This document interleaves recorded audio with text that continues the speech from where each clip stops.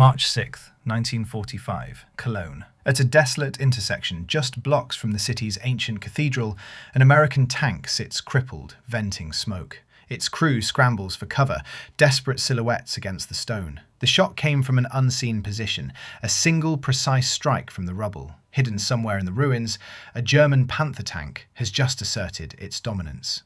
For the soldiers of the 3rd Armoured Division, the advance has ground to a halt. They are exposed, outgunned, and tactically paralysed. How do you fight an enemy you can't see? An enemy who can eliminate you with one perfect shot?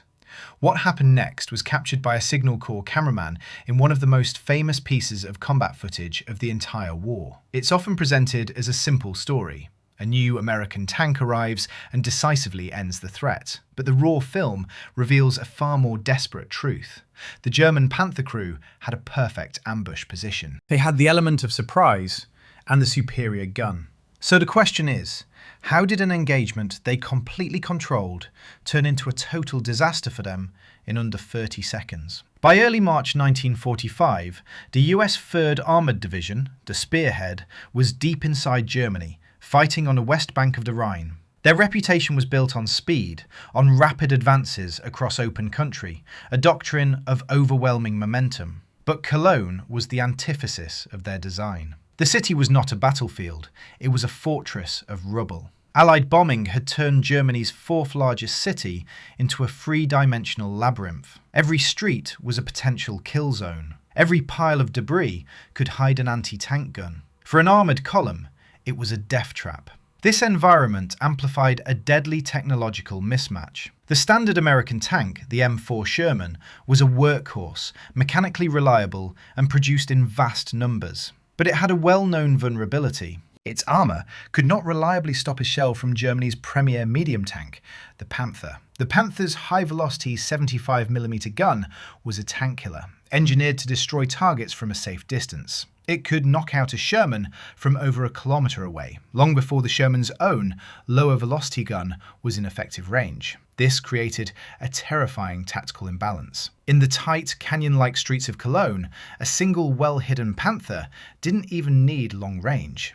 It could lie in wait, fire one lethal shot down a street, and reverse back into the ruins before its position was even identified. The German defenders were a disorganised mix of army remnants and local militia, critically low on fuel and ammunition. But they had one incalculable advantage. They were fighting for their home city. They knew every alley, every intersection, every perfect spot for an ambush. This lethal equation, a superior gun in a perfect defensive environment, was not an abstract problem on a military map. For the crew of one American Sherman, it was about to become a final, fatal reality. Just after noon on March 6th, that reality arrived with the crack of a high-velocity gun. A single M4 Sherman from Company F, 32nd Armoured Regiment, had been cautiously advancing down Komödienstrasse. From a concealed position near the train station, the Panther fired one shot.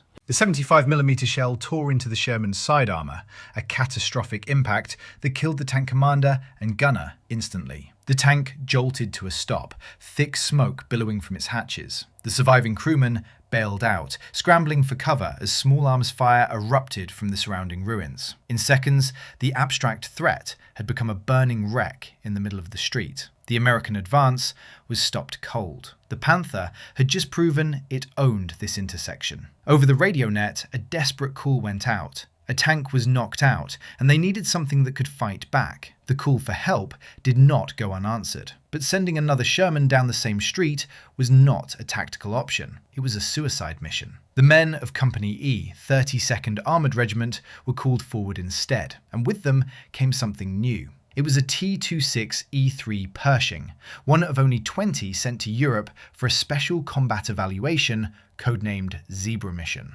This was not a standard-issue tank.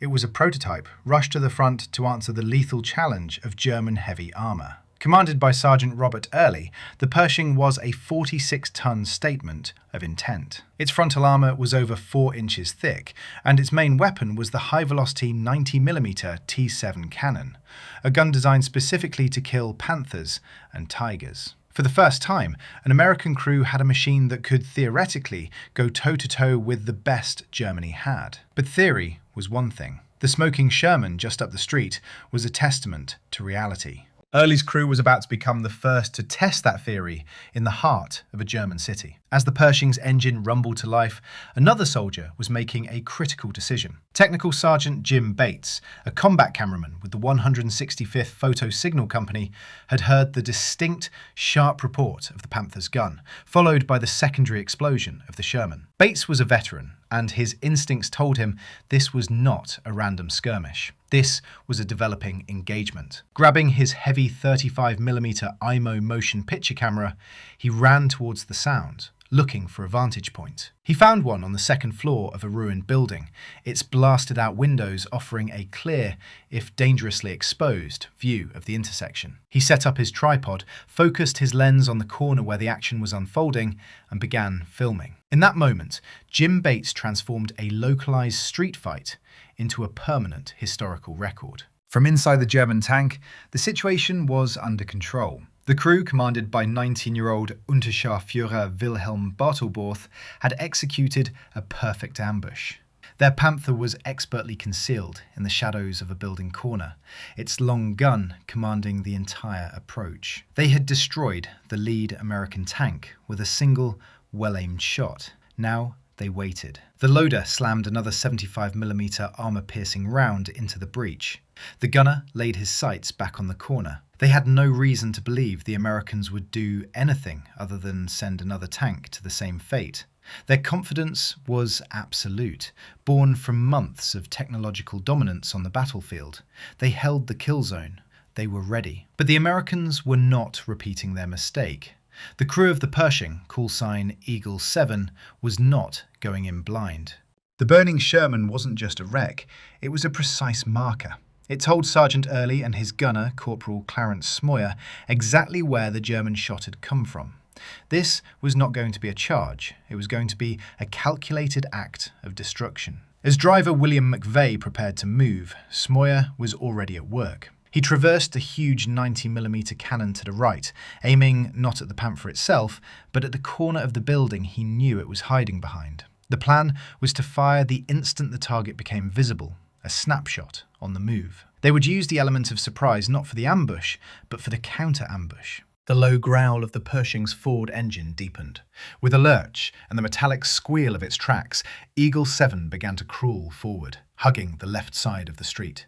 Inside the turret, the crew was sealed in a world of steel and tense silence, broken only by the hum of the hydraulics and the crackle of the radio. Up ahead, the Panther crew listened, waiting for the familiar sound of a Sherman. In his perch across the street, Jim Bates kept his camera rolling, the whirring film capturing the slow, deliberate approach. The hunter was now the hunted, and it didn't even know it. The Pershing's massive frame was now just yards from the corner, its long gun already pointing toward the hidden enemy. The trap was set. The counter-trap was about to be sprung. But as the Pershing nosed into the intersection, the counter-ambush was itself ambushed. The Panther's crew reacted with stunning speed. Before the American gunner could fire, a 75mm shell streaked across the street. The combat footage shows what happened next. A brilliant flash against the Pershing's turret, a shower of sparks.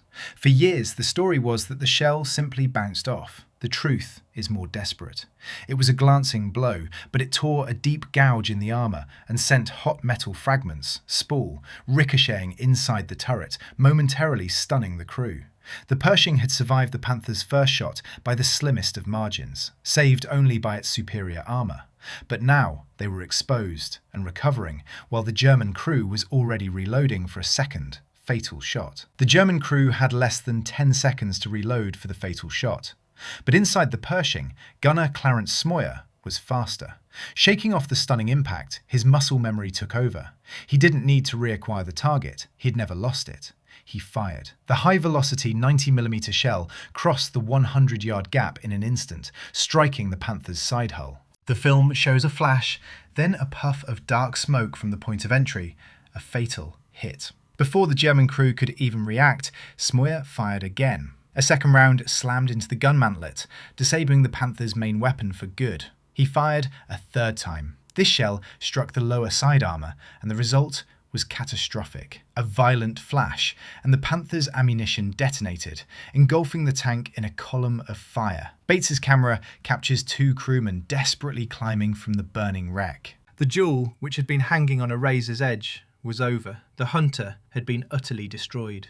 As the smoke cleared, Sergeant Jim Bates stopped filming, but the story of his footage was just beginning. It was immediately recognised for its propaganda value and rushed to newsreels, becoming undeniable proof that the new Pershing could beat the Panther. In reality, this single duel did not change the course of the Battle for Cologne. Its true meaning was tactical. This wasn't a simple story of a superior tank winning. It was a microcosm of late war combat, a collision of new technology, hard-won experience, and pure chance. The Americans adapted, deployed the right weapon, and had a gunner who didn't flinch. It became a legend simply because a cameraman was there to capture it all. The battle itself was a visceral, fleeting reality of fire and shattered steel. The legend, however, was something more permanent, a story immortalised on a few feet of film, ensuring this moment would never truly end.